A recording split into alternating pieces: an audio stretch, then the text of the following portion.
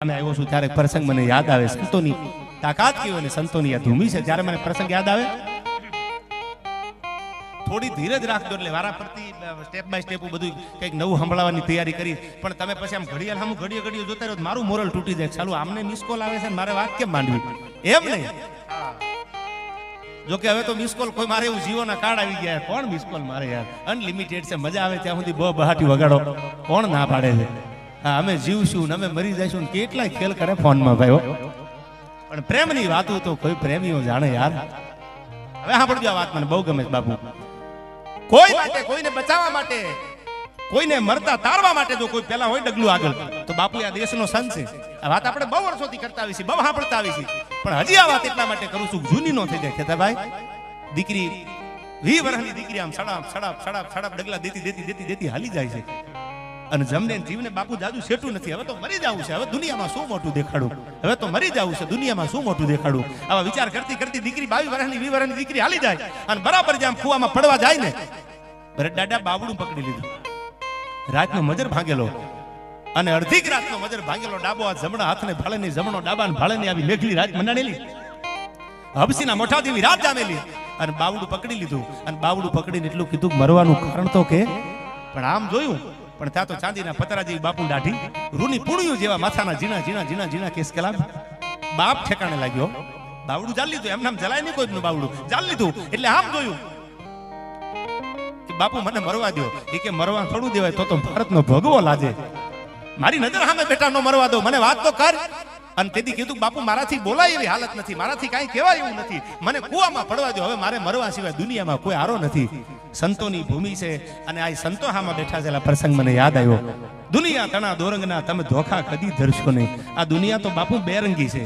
એને મજા આવે તો તમારી વાહવાઈ કરે અને નો મજા આવે તો ગધડા ઉપર બેહારીને ફૂલે કાંઈ ફેરવે એ દુનિયા છે આ હાલી જાય તમારું પનવું તો સલામ મારે અને નો હાલે કે અમને ખબર જ હતી આમ પડવાના હતા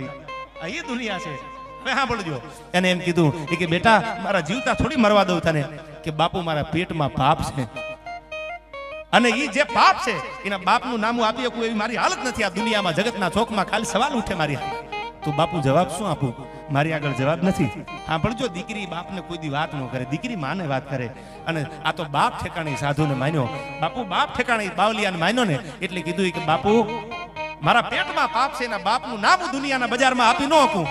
કાલ દુનિયા સવાલ કરે હું શું બોલું મને મરવા દો મારા માટે મરવા સિવાય બીજો કોઈ આરો નથી અને બાવડું ચાલીને ફાંસી વાળી સાંભળજો આ દેશના સંતોએ એટલે આ ટેકા વગેરેના ઉભા છે આવા સાધુડા જેરીમાં છે ને આયા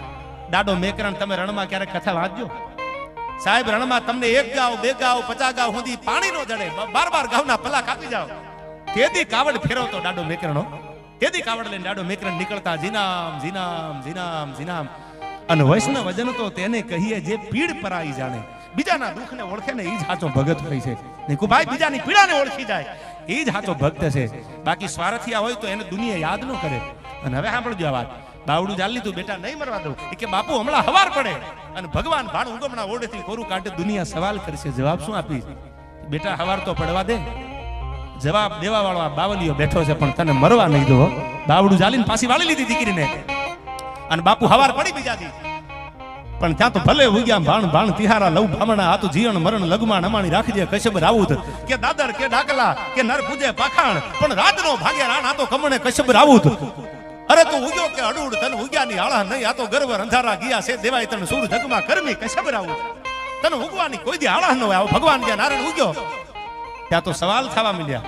બોલ્યા શું છે અને તેદી ઓલી દીકરી એટલું બોલી હતી વાત તો તમે સાંભળી છે સતમ ભરત દાદા બેઠા એટલે મને કહેવાનું મન થયું દીકરી એટલું કીધું કે મારા પેટમાં પાપ છે ને એનો બાપ સંત મૂળદાસ છે અમરેલીની બજારમાં પણ ત્યાં તો આ અંગરૂવા અવળા થિયાની વ્યાપી જ્વાળાવી માય કે જેને અમે સાધુ માનતા જેને અમે ભગવાધારી માનતા ઈ આવું કામ કરે ગધાડા ઉપર બેહર્યા બાપને ફુલેકું આખી અમરેલીમાંથી સંત મૂળદાસનું ફુલેકું અમરેલીમાં કાઢ્યું ખાડાના હાર પહેરાવ્યા આ બધું થઈ ગયું નથી મફતમાં મળતા એના મોંઘા મૂળ ચૂકવવા પડતા આ સંતોને સંતપણા નથી મફતમાં મળતા